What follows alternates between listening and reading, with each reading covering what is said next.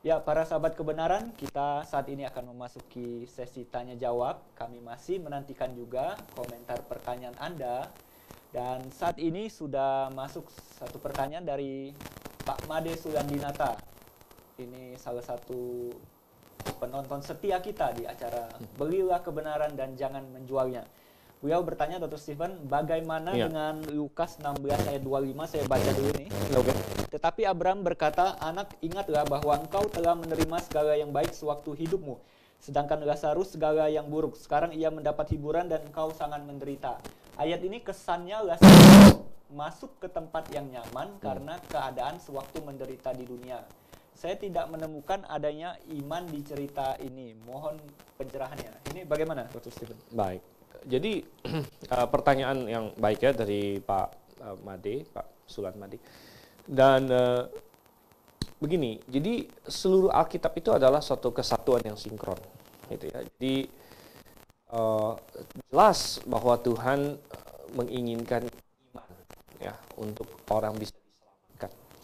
Mengenai di dalam cerita ini sendiri, katanya tidak ada indikasi iman. Sebenarnya ada, walaupun implisit ya, yaitu di tadi yang kita bilang ayatnya yang ke 28, 29, ketika misalnya si orang kaya ini mau mencegah 5 orang saudaranya untuk masuk ke neraka atau masuk ke tempat yang penuh penderitaan itu, apa kata Abraham? Kan di ayat 28 ya, masih ada 5 orang saudaraku supaya ia memperingati mereka dengan sungguh-sungguh kan, supaya mereka jangan masuk kelak ke dalam tempat penderitaan ini. Lalu ayat 29, tetapi kata Abraham, ada pada mereka kesaksian Musa dan para nabi, baiklah mereka mendengarkan kesaksian itu. Jadi intinya, kunci supaya tidak masuk dalam neraka menurut Abraham adalah memperhatikan atau mempercayai apa yang ditulis oleh Musa dan para nabi. Artinya kuncinya sudah ada di sana.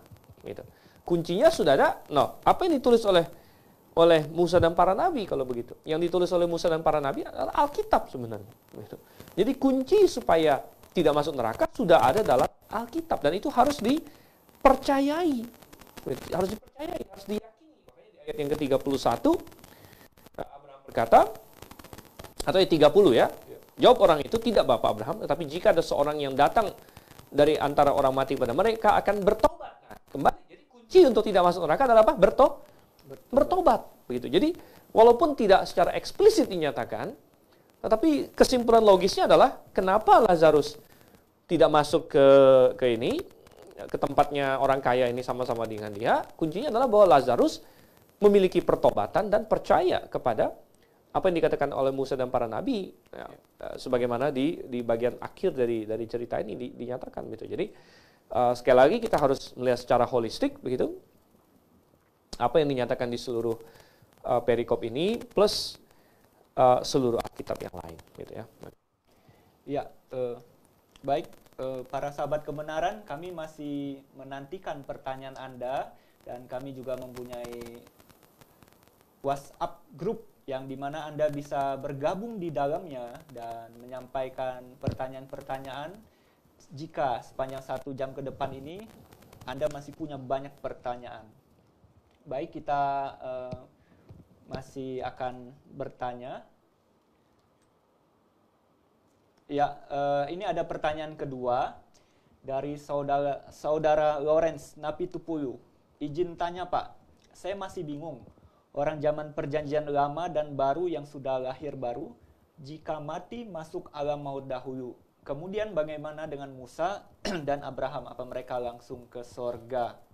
Oke, baik. Ini pertanyaan dari Dr. Lawrence ya. Ya. Dan begini, orang PL dengan orang PB justru berbeda. Ada perbedaan antara orang perjanjian lama dengan orang perjanjian baru karena orang perjanjian baru itu hidup setelah kematian dan kebangkitan Yesus. Jadi kebangkitan Yesus itu yang mengubah segala sesuatu. Karena Yesus disebut sebagai yang sulung, yang pertama bangkit dan antara orang mati gitu. Dan barulah setelah Yesus dibangkitkan dari antara orang mati, kemudian kembali ke sorga, baru yang lain bisa menyusul sebenarnya, gitu. Karena Yesus adalah yang nomor 1. Jadi mengenai Hades dan Seol ini tadi kita bilang sebenarnya itu untuk orang di perjanjian lama gitu. Makanya tadi saya bilang ada 3 kompartemen di Hades atau Sheol ya. Yaitu yang nerakanya itu ya, tempat penyiksaan, lalu ada jurang yang tak terseberangi ya, kemudian ada pangkuan Abraham atau tempat yang baik ya, yang bisa juga disebut sebagai Firdaus sebenarnya ya. Tuhan Yesus pernah bilang sama penjahat di sampingnya, pada hari ini juga engkau akan bersama dengan aku di Firdaus gitu. Jadi ini disebut Firdaus juga. Dan lalu jadi kalau pertanyaannya apakah Musa dan Abraham mereka mati langsung ke sorga? Tidak, jawabannya tidak begitu. Buktinya Abraham ada di sini dalam cerita ini kan, kan belum sorga itu. Jadi belum sorga, makanya dia masih bisa pandang memandang antara si orang kaya ini dengan Lazarus dan Abraham. Jadi itu belum sorga begitu. Karena kalau ada orang bertanya, kalau itu sorga kok dari sorga bisa ngelihat neraka, terus orang neraka bisa lihat sorga gitu kan? Agak lucu juga begitu. Kok si Abraham dan Lazarus kalau memang dia di sorga bisa ngelihat si orang kaya ini bisa ngelihat di sorga. Tapi bukan, ini belum sorga. Itu masih di alam maut tadi itu. Tapi alam maut bagian yang baiknya begitu, Firdaus atau pangkuan Abraham. Jadi ketika Musa dan Abraham mati, mereka tidak langsung ke sorga, mereka masuk ke situ dulu begitu. Nah, setelah kebangkitan Yesus, baru Yesus membawa, kalau kita baca di Efesus itu, membawa tawanan-tawanan. Jadi ketika dia naik ke sorga, dia membawa orang-orang yang dari Firdaus ini, dan sekaligus Firdausnya dibawa juga ke sorga. Begitu dibawa ke sorga, sehingga Firdaus ada di sorga sekarang. Kalau kita baca Paulus menulis di 2 Korintus, dia diangkat ke Firdaus, sudah di sorga di situ. Ya, jadi di perjanjian baru kalau kita mati, roh kita langsung ke sorga sekarang. Gitu ya. Tapi untuk orang PL tidak. Gitu ya. Mereka ke Sheol dulu, tapi setelah kebangkitan Yesus, roh mereka juga sudah dibawa ke sorga. Oke, cukup jelas ya, Dr. Lorenz tadi yang bertanya. Sekarang ada pertanyaan ketiga dari Bapak Mangasi Pandiangan. Dia berkata Allah itu digambarkan sebagai Allah yang penuh kasih, penuh ampun, dan welas asih. Pertanyaannya, apakah mungkin Allah seperti yang saya gambarkan di atas mau memasukkan ciptaannya ke neraka yang begitu mengerikan tersebut, Pak? Bukankah hal ini kelihatannya sangat kontras dengan sifat-sifat Allah? Bagaimana nih, Dr. Stephen? Ya, baik. Inilah yang tadi banyak kita bahas juga, begitu ya. Artinya begini, artinya apa ya? Kita bilang bahwa neraka itu adalah antitesis dari keberadaan Allah. Ya, karena orang yang mati secara rohani berarti terpisah dari Tuhan, gitu. Terpisah dari Tuhan. Dan ketika ciptaan itu terpisah dari penciptanya, maka ya dia kehilangan segala yang baik sebenarnya, ya, kehilangan segala yang baik dan sisa yang tidak baik, gitu. Nah, ya neraka itu adalah begini. Ada banyak hal tentang neraka masih misteri bagi kita. Sama seperti banyak hal tentang sorga itu misteri juga begitu. Tapi yang pasti neraka itu memang benar ada. Neraka itu untuk selama-lamanya. Neraka itu adalah tempat penderitaan, gitu ya. Dan masih ada kesadaran diri di neraka, gitu. Jadi mengenai penyiksaannya bagaimana, penderitaannya bagaimana, ya kadang-kadang Alkitab hanya menggambarkan ada api di situ, ya, ada kegelapan, ada ratap tangis, dan sebagainya. Intinya menggambarkan suatu suasana yang penuh dengan keputusasaan dan lain sebagainya.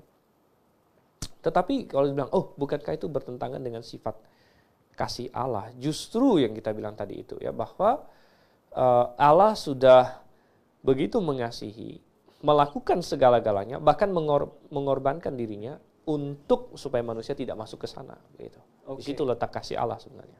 Ya, baik. Ini ada pertanyaan yang masuk dari WhatsApp.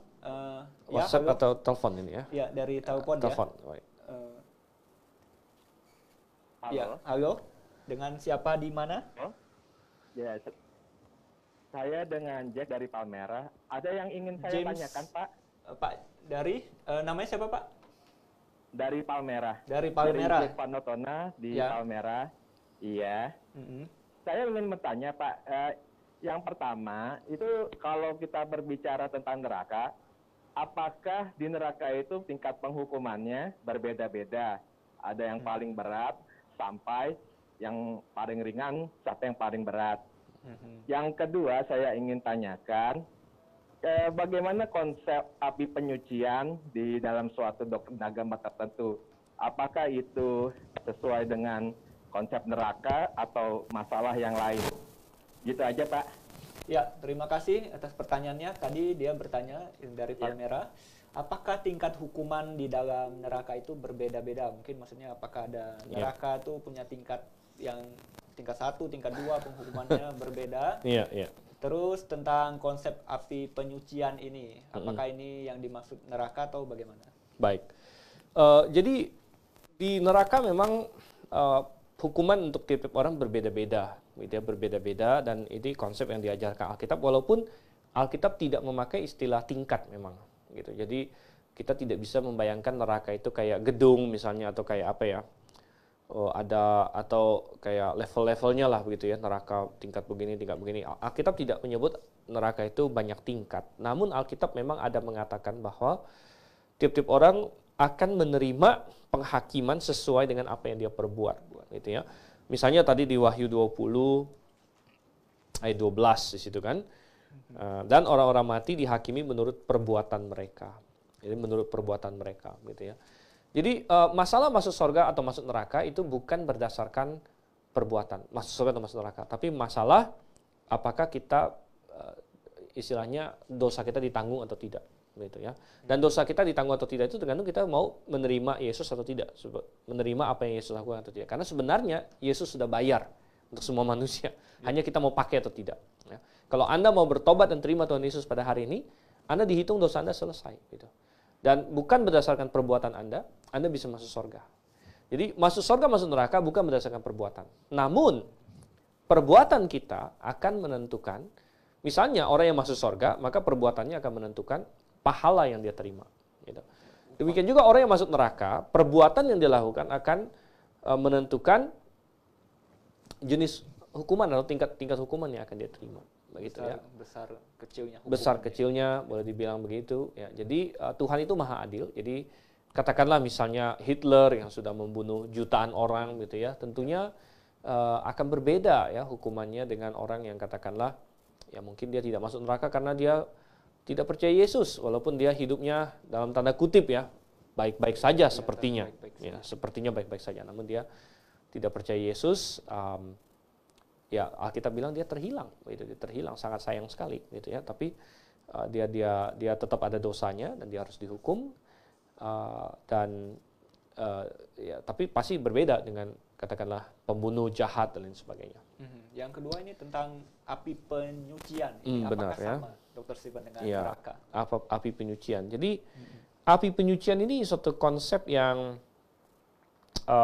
sepertinya ada sedikit disinggung di dalam kitab-kitab apokripa, gitu ya. Nah, kitab-kitab apokripa, tapi tidak ada dalam Alkitab, gitu. Jadi ada suatu konsep bahwa api penyucian itu orang masuk ke api penyucian, ya, lalu setelah sekian lama disucikan di situ, baru dia masuk surga, begitu.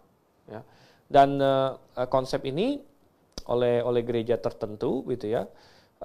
Misalnya Katolik punya konsep mengenai api penyucian, ya. Jadi pengajarannya adalah mereka punya namanya sakramen ini pengakuan dosa, gitu ya. Jadi kalau misalnya seseorang itu mati, ya, dan semua dosanya sudah diakui, maka langsung masuk surga, katanya. Tapi kalau ada dosa yang nggak sempat diakui, katanya, maka masuk ke api penyucian dulu. Baru setelah itu, setelah sekian lama baru masuk surga, begitu. Tetapi coba kita bandingkan apa yang dikatakan oleh Alkitab di dalam Roma, katakanlah Roma pasal Roma 8 ayat 1 misalnya ya. Roma 8 ayat 1, demikianlah sekarang tidak ada penghukuman bagi mereka yang ada di dalam Kristus Yesus. Iya, jadi bagi siapapun yang sudah diselamatkan, sudah beriman kepada Yesus Kristus, tidak ada lagi penghukuman, katanya, tidak lagi penghukuman, jadi tidak akan terancam oleh api penyucian dan lain sebagainya. Gitu. Jadi konsep api penyucian sebenarnya sedikit mubazir di dalam Alkitab yang sesungguhnya, begitu ya. Karena kalau misalnya orang itu tidak berada dalam Yesus, maka memang nggak akan bisa masuk surga, dia pasti masuk neraka. Sedangkan kalau orang yang percaya Yesus, maka dia juga tidak akan dihukum, melainkan dia masuk surga. Begitu. Jadi tidak ada gunanya api penyucian ini sebenarnya, dan tidak ada konsep itu di dalam Alkitab sebenarnya. Begitu. Oke, cukup jelas tadi jawaban dari Dr. Steven. Dan ini juga ada pertanyaan dari saudara Tantio Prasetya. Selamat sore Pak Steven, saya ingin bertanya. Kita tahu jumlah yang masuk surga akan penuh. Bagaimana dengan yang masuk neraka Pak? Terima kasih Pak. Apakah benar ini?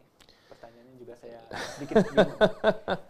Jumlah yang masuk surga akan penuh, bagaimana dengan yang masuk neraka? Ya mungkin maksud dari saudara Tantio ini dia mengacu ke ayat yang berkata jumlah yang penuh dari bangsa-bangsa akan masuk, itu ada di Roma pasal 11 gitu ya. Dan tentu maksudnya penuh di sini bukan dalam pengertian sorga udah nggak muat lagi begitu. Wah, sorganya nggak muat ya, berdesak-desakan nanti, itu bukan seperti itu. Tapi maksudnya penuh di sini adalah sesuai dengan apa yang Tuhan sudah ketahui begitu ya, sesuai dengan program Tuhan lah begitu ya, sesuai dengan program Tuhan. Nah, pertanyaannya apakah ada konsep yang serupa tentang neraka begitu ya, tentang neraka, dan Alkitab tidak ada menyebut masalah neraka penuh begitu ya. Kalau penjara di kita kadang-kadang penuh ya. Overload katanya, over capacity ya. Tapi kalau neraka tidak ada konsep penuh sebenarnya begitu ya. Tetapi ya makanya sorga juga sebenarnya bukan penuh dalam pengertian tadi udah nggak muat lagi sebenarnya. Gitu. Tapi maksudnya barang siapa yang memang mau menerima kebenaran sudah menerima kebenaran, tidak ada lagi yang lain gitu ya. Tapi neraka itu ya ini. Kalau kita baca neraka itu awalnya ditujukan untuk iblis dan malaikat-malaikatnya. Tapi kemudian manusia juga yang tidak percaya juga masuk begitu. Jadi rupanya ya kapasitasnya ada aja begitu ya. Jadi mungkin ada satu ayat ya. Sambil ini saya cari deh, boleh masuk ke pertanyaan berikutnya. Iya. Pertanyaan berikutnya yaitu Wahyu 20 ayat 1 ada dikatakan malaikat turun dari surga memegang anak kunci jurang maut. Apakah ini yang disebut malaikat yang menjaga neraka?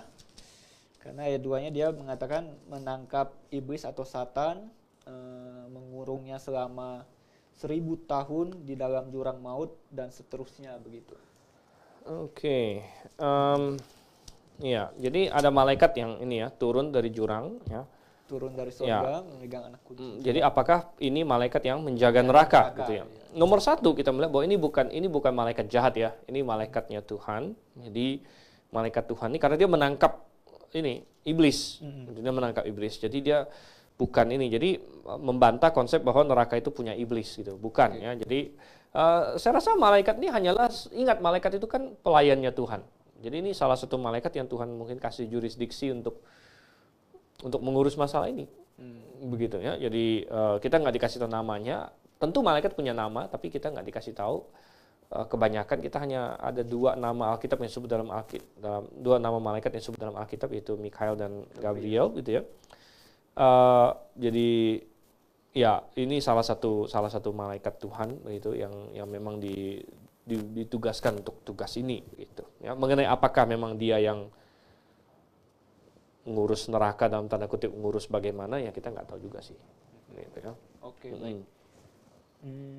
Ada pertanyaan masuk ini Dr. Steven dari Selwi Wijaya Bermawi. Baik. Sore Pak, mau tanya dalam Wahyu 20 ayat 14 dikatakan lalu maut dan kerajaan maut itu dilemparkan ke dalam lautan api. Ini ayat yang kita baca tadi, itulah kematian yang kedua, lautan api. Yang saya mau tanyakan, maut dan kerajaan maut maksudnya gimana ya Pak? Apakah ini 2 hal yang berbeda? Iya, baik. Jadi ini pertanyaan yang baik. Jadi coba kita balik lagi. Wahyu 20 ayat 14, maut dan kerajaan maut. Jadi maut dan kerajaan maut inilah yang dalam bahasa aslinya sebenarnya adalah Hades. Ya, jadi makanya tadi saya bilang Hades itu sendiri akan dilemparkan ke dalam ke dalam lautan api begitu. Jadi ingat tadi Hades itu kan tempat, dan banyak teolog berpikir bahwa Hades ini adanya di perut bumi karena setiap kali orang mati Alkitab menggambarkan turun gitu ya. Jadi Hades ini memang bisa jadi ada di perut bumi. Tapi ingat bahwa peristiwa yang lautan api ini adalah setelah bumi dan langit lama itu dihancurkan gitu ya. Jadi bumi sudah dihancurkan. Nah, Hades tempat sementara, tadi Hades itu tempat sementara. Hades itu sendiri akan dilemparkan ke dalam lautan api. Jadi ada tempat yang temporer itu akan dilemparkan ke dalam lautan api. Sedangkan mengenai kerajaan maut ya. Jadi yang satu adalah Hades dan yang kedua adalah Thanatos. Jadi yang disebut sebagai maut itu Thanatos, kerajaan maut itu Hades katanya. Jadi Thanatos dan Hades. Thanatos itu dalam bahasa aslinya artinya memang kematian, itu kematian. Jadi maksud Tuhan adalah kematian itu dilemparkan ke dalam lautan api. Jadi artinya di luar lautan api itu tidak akan ada kematian lagi. Ini berarti bahwa di langit baru dan bumi baru tidak ada kematian lagi maksudnya, begitu ya. Dan Hades pun sudah dilemparkan, jadi tidak ada lagi tempat sementara. Ya. Sudah final, artinya sudah final. Makanya di langit baru bumi baru semua sudah final. Ya, yang masuk ke langit baru bumi baru Yerusalem baru juga sudah final. Yang masuk ke lautan api juga sudah final. Tidak ada lagi tempat sementara Hades dan tidak lagi kematian, Thanatos. Oke. Baik, sudah banyak pertanyaan yang masuk tadi dan sudah kami jawab. Kita akan menutup dengan kesimpulannya. Dr. Stephen, bisa disampaikan apa yang mau disampaikan bagian penutup kali ini? Baik. Sebagai kesimpulan, kita kembali kepada apa yang Alkitab katakan, bahwa neraka itu ada. Ya, banyak orang hari ini tidak suka dengan fakta ini. Ya. Tapi Alkitab menegaskan neraka itu ada, neraka itu tempat yang benar ada, yang kekal, tempat hukuman bagi orang yang mati di dalam dosa-dosanya, yang tidak memiliki Kristus. Namun Allah begitu mengasihi Anda dan saya, sehingga Dia rela mati supaya kita tidak perlu masuk ke sana. Dan pertanyaannya adalah, jangan kita meragukan adanya neraka, jangan kita menolak itu, tapi pastikan diri kita sudah diselamatkan dari neraka, sebagaimana yang dikatakan, bahwa barang siapa yang percaya kepada Putra Tunggal Allah, maka ia bisa tidak binasa, melainkan beroleh hidup yang kekal. Pastikan itu adalah Anda dan saya. Ya, amin. Puji Tuhan.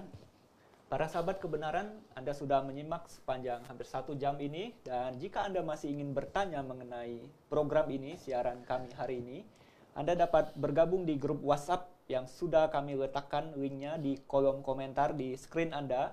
Silakan Anda klik link itu dan gabung ke dalam grup WhatsApp ini. Sudah terdapat 3 narasumber kami yang akan siap untuk menjawab berbagai pertanyaan para sahabat kebenaran semua, baik tentang tema neraka, minggu-minggu kemarin tentang sorga, dan banyak hal yang Anda bisa tanyakan. Kami sangat bersuka cita bersama Anda masih menyimak sampai pada menit-menit terakhir acara ini, yang saat ini sudah memasuki episode ke-22. Kami masih tunggu terus partisipasi Anda dalam acara kami di episode-episode selanjutnya. Dan di akhir acara ini, kami bersama Dr. Stephen Riau ingin mengucapkan salam bagi Anda semua dengan ucapan Maranatha.